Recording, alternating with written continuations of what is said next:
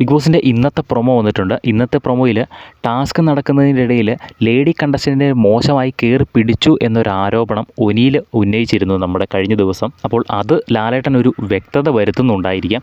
കാരണം ഇന്ന് വന്ന പ്രൊമോയിൽ ഷാനവാസിനോട് ജിസേലിനെ അവിടെ പലരും നോക്കുന്നത് ശരിയല്ലല്ലോ എന്ന് ഷാനവാസ് പറഞ്ഞ കാര്യം ചോദിക്കുന്നുണ്ട്.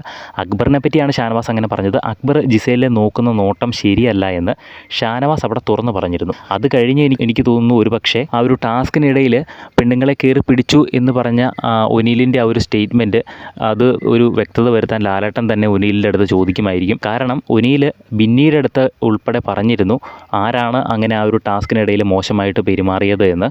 അക്ബറിനെ പറ്റി തന്നെയാണ് ഒനീൽ അങ്ങനെ തുറന്നു പറഞ്ഞത്. അക്ബർ മോശമായ രീതിയിൽ ജിസേലിൻ്റെ സ്വകാര്യ ഭാഗത്ത് കയറി പിടിച്ചു എന്നൊക്കെയാണ് ഒനീൽ അവിടെ ഉന്നയിച്ചത്. എനിക്ക് തോന്നുന്നില്ല അങ്ങനെ ഒരു ഉദ്ദേശത്തോടു കൂടി അക്ബർ അങ്ങനെ ചെയ്തു എന്ന്.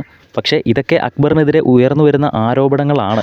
ഈ സീസൺ തുടങ്ങിയപ്പോൾ അനു അങ്ങനെ പറഞ്ഞിരുന്നു, ഷാനവാസ് പറയുന്നു, ഒനീൽ പറയുന്നു. എനിക്ക് തോന്നുന്നു അക്ബറിൻ്റെ സമയം ശരിയല്ല എന്നാണ് എനിക്ക് തോന്നുന്നത്.